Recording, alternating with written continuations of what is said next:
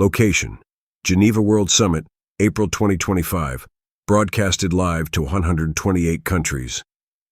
The chandelier lights shimmered above hundreds of global leaders, media giants, and heads of state. Cameras clicked, pens scribbled. The world was watching. Then Trump took the stage. "I've seen what's happening in Africa," he said, his voice loud, almost mocking.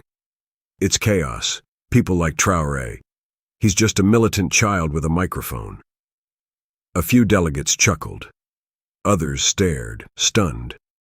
But at the back of the room, a tall young man in green fatigue stood up. Calm. Controlled. It was Captain Ibrahim Traoré. He walked to the mic. No notes.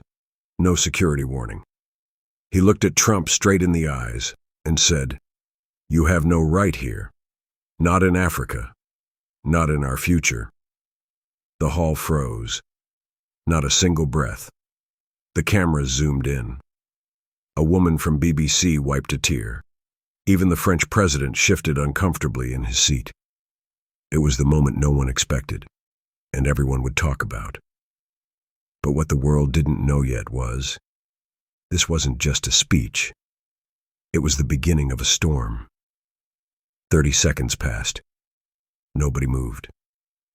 Trump blinked, leaned back, then muttered under his breath, "This kid's a joke." But Traoré didn't flinch. He stepped closer to the podium and calmly began to speak, not to Trump, but to the world watching. "You call us chaos, but it was your bombs that tore Libya. You call me a child, but your leaders shake when the truth stands tall." Muffled gasps. A UN translator dropped her earpiece. "We're not begging anymore. We're building. We're rising. We're done with the lies." Social media lit up like wildfire. Within minutes, Our Africa Will Rise was trending in 47 countries. Millions were watching live on TikTok, reposting with the caption, "He said it for all of us." A Ghanaian student in London broke into tears on a live stream. "That man speaks for my grandfather, who died waiting for justice." Meanwhile, Trump looked around, suddenly aware. He had lost the room. But behind Traoré's fire was a pain few people knew. And it all started the night he got the news about his little brother. 3 days before the summit, Burkina Faso. It was just past midnight when a soldier handed Captain Traoré a folded paper, dirt still clinging to the edges. A letter. No stamp, just urgency. His hands trembled as he read, "They killed Mamadou." His heart sank. Mamadou, his 14-year-old brother, had gone missing weeks ago. He'd insisted on staying in their old village when school was attacked by armed militias. Traoré tried to send soldiers, tried everything. But it was too late. His brother had been found in a shallow grave, with a note shoved in his mouth. "Tell your revolutionary brother this is what freedom costs." Traoré fell to his knees. His guards tried to help him up. He waved them away. He stayed there on the red earth, crying like a boy, fists digging into the sand. That night, he made a vow. "I will speak, not just for Mamadou, but for every African child buried in silence." So when he stood up to Trump days later, it wasn't politics. It was grief, fire, love, and every word he said came from that pain. Back at the summit, Traoré stepped away from the mic. His hands were still shaking, but his eyes, they burned with truth. The cameras didn't stop rolling. In homes across Nigeria, South Africa, Kenya, and Ghana, millions of people watched in utter silence. Taxi drivers pulled over. Shopkeepers turned up the volume. Grandmothers who had once marched for independence wept as they watched Traoré speak. In a crowded bar in Johannesburg, a man stood and whispered, "He's not just a leader. He's our voice." Across Africa, young people flooded the internet. "He spoke what we scream in silence. This is our Mandela moment." Traoré didn't speak for Burkina Faso. He spoke for US. The emotional ripple was unstoppable. But while Africans were crying with pride, the White House phone rang. Inside, an emergency intelligence officer whispered, "Mr. President, this is not just a speech. This is a movement, and it's catching fire." Trump sat still, furious, and somewhere deep down, a little afraid. But Traoré had no time for politics. He had just returned to his hotel room when he got a message that would change everything. "They know about Mamadou, and they're coming for you next." The message was encrypted. It came from someone he hadn't spoken to in over 4 years. Fatou, a childhood friend turned intelligence officer, now working for the African Union. Her voice was trembling on the audio note. "Captain, they tapped your brother's burial. They were watching. And now they've put a bounty on your head." He didn't panic. He stood still, breathing deeply. But inside, rage. "Why now?" he asked. "Because you embarrassed them," she replied. "You reminded the world who we are." Then she said something that shattered him. "The Americans weren't the only ones angry. Someone close to you, someone inside your delegation, leaked your private location." That meant betrayal, from his own circle. He looked outside his hotel window, down at the journalists and protesters flooding the streets of Geneva. Some holding signs of support, others calling him a threat. He knew then, this wasn't just about truth anymore. It was survival. But even in the face of danger, Traoré whispered, "If I die for speaking the truth, let the truth become louder than ever before." And somewhere, the spirit of Mamadou stirred. Hours later, while security swept his hotel for bugs, Traoré received a private video call. He hesitated. The number wasn't saved, but when he answered, the face on the screen made him freeze. President Thomas Sankara's son. Tears formed in Traoré's eyes. They had only met once, years ago, in a quiet room filled with Sankara's books. "Captain," the man said, "I watched you. My father would have cried hearing your words." Traoré couldn't speak. His lips trembled. "He once told me," the man continued, "when you raise your voice for justice, the world will first call you a threat, and then call you a hero, when it's too late." Traoré clenched his jaw. "They've killed my brother." "I know," the man replied, "but your brother has done what most men never do. Ignite a revolution with his silence." For a long moment they sat there in silence, 2 sons, carrying the weight of their people's blood. Then the call ended. Outside the window, protests were growing, and far away in Washington, a plan was being written, a silent order, to stop Traoré, by any means necessary. 3 hours before sunrise, Traoré called an emergency meeting in his private hotel suite. Only 6 people were allowed in, his most trusted advisors. He locked the door himself. "We have a traitor," he said quietly. "Someone leaked my location to the people who killed my brother." Eyes widened. Everyone sat still. Yakuba, his longtime friend and head of security, slammed his hand on the table. "No one in this room would do that." Traoré stared at each face.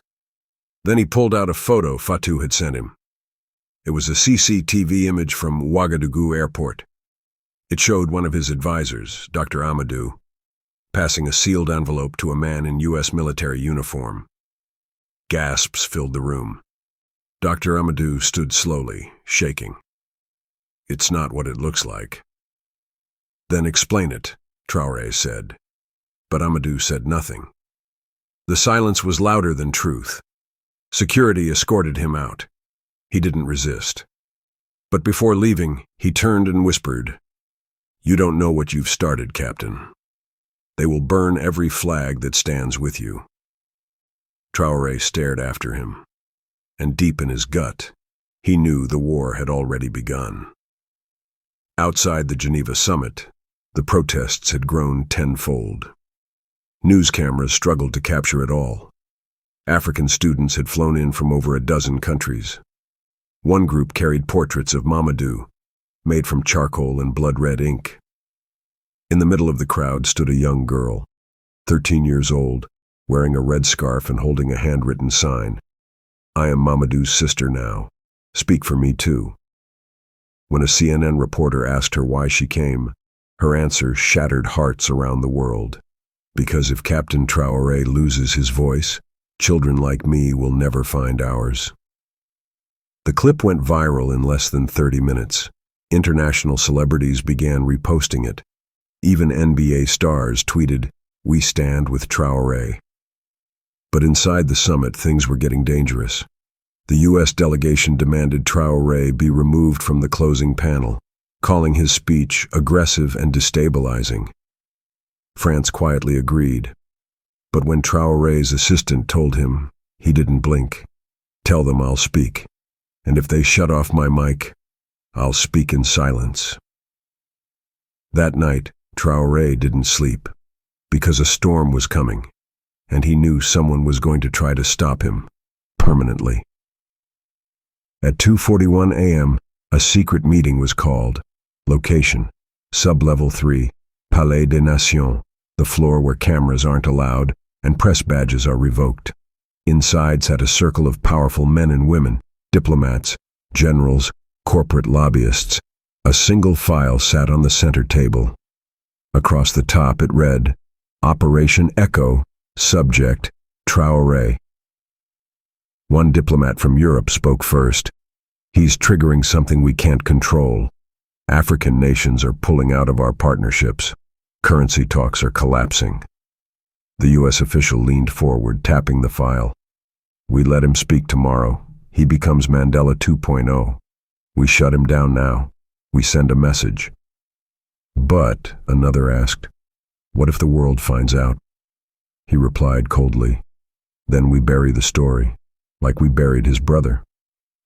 In the shadows, a hidden recorder blinked red. Someone was listening, someone on the inside, someone who still believed in truth. And in less than 24 hours, what they would leak would shake the world.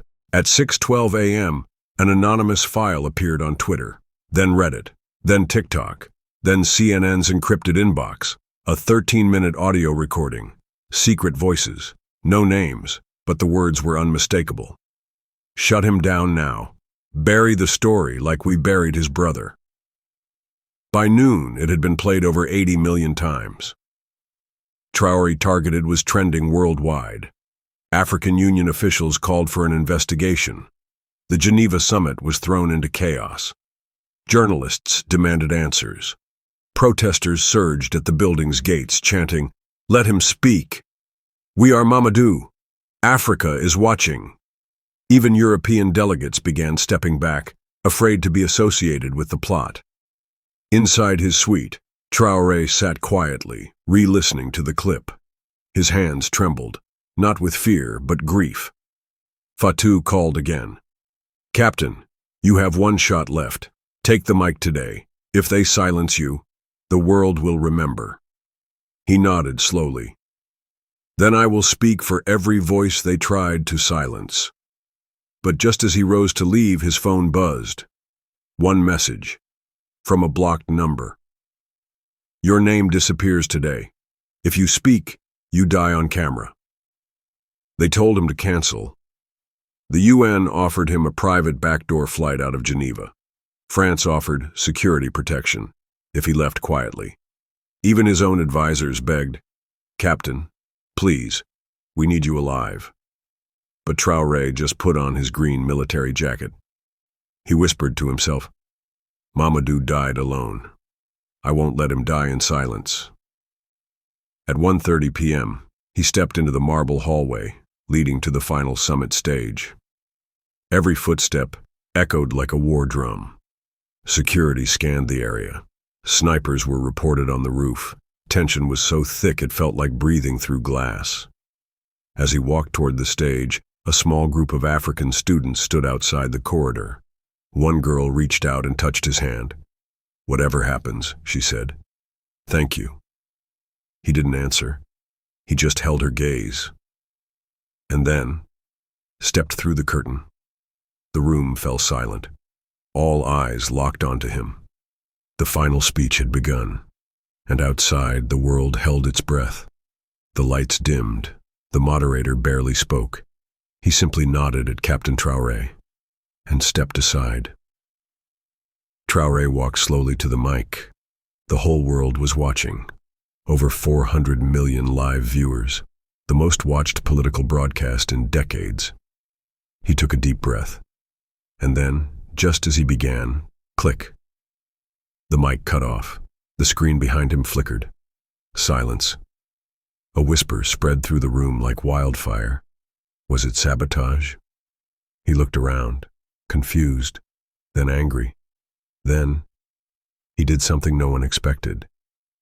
He stepped away from the podium, walked down the stage, and stood on the floor, among the people. He didn't need the mic. He spoke with his bare voice. They can silence the speakers, but they can't silence the truth. The room trembled. You fear our freedom because you know you've lost control. Security started moving. UN officials panicked. But the audience stood up, one by one. People clapped, wept, recorded. Some shouted, "Let him finish." And finish he did, with a voice that shook walls and a message that would echo for generations. We are not rising against you. We are rising without you. 2 days after the speech back in Burkina Faso, a janitor cleaning out a half-burned school found a small box buried under a broken desk. Inside, one notebook, a torn photo of Mamadou and his classmates, and a letter, written in child's handwriting, addressed to Captain Ibrahim Traoré. The janitor didn't know what to do, so he took it to a local radio station. By midnight, the letter was being read live across Africa. Big brother Ibrahim, I don't know if I'll see you again, but if something happens to me, I want you to know. I'm proud. When the bad men came to the village, I told my friends not to cry. I said, my brother is the bravest man in the world.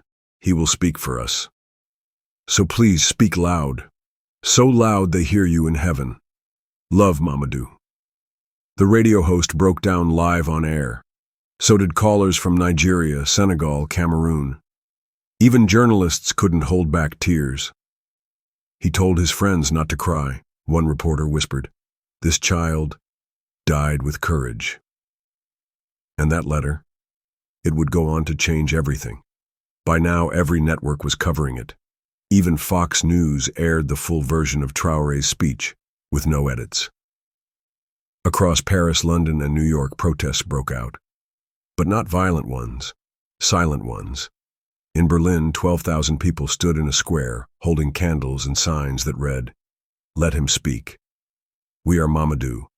Truth has no microphone."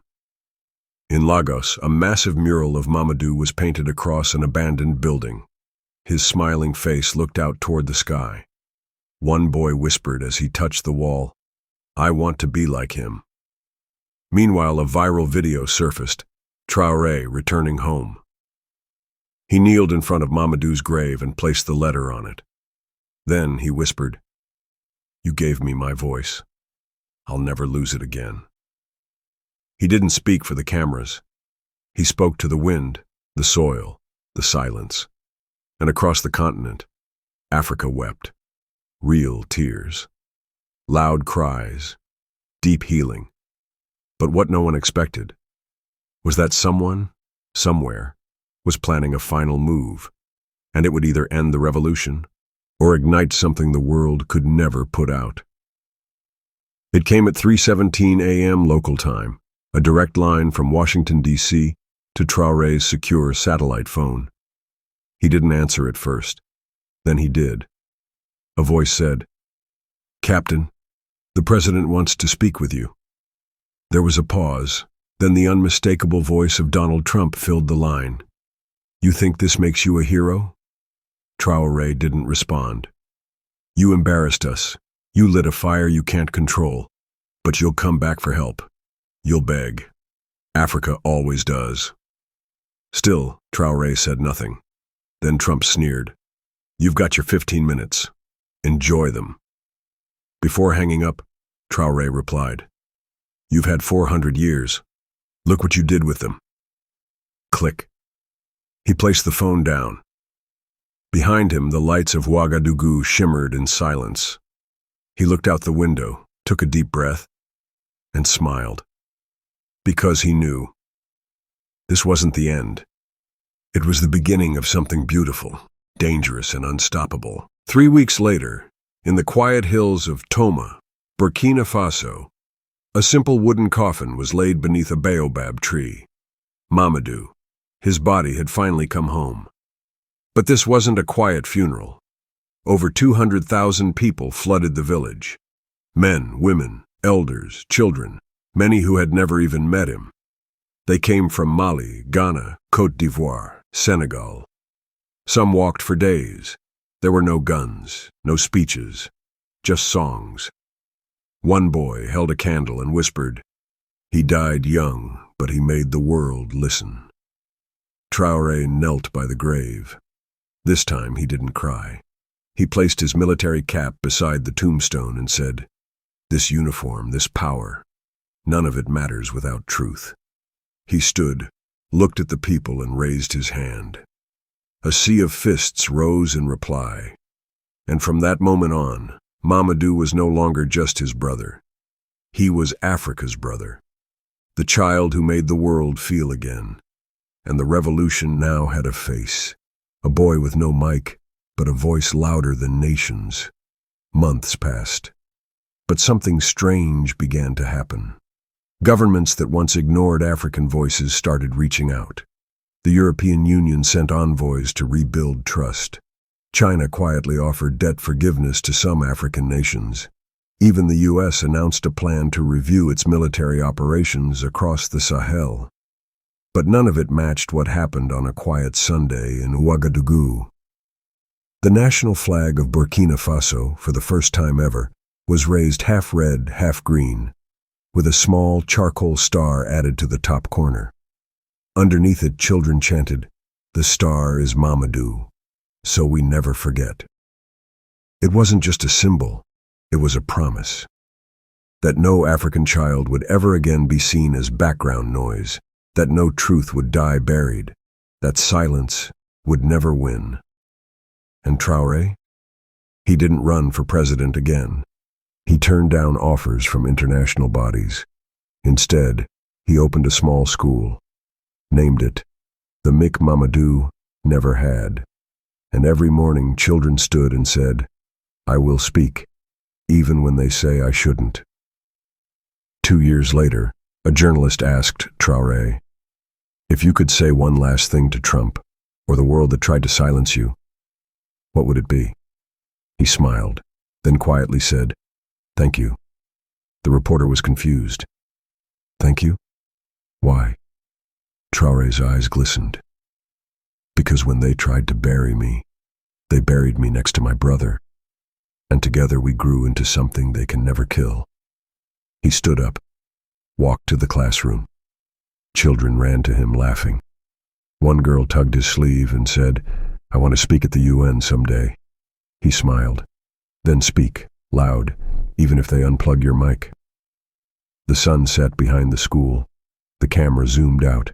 No more screaming, no more protests, just the quiet power of truth. A boy, a brother, a continent that finally stood tall.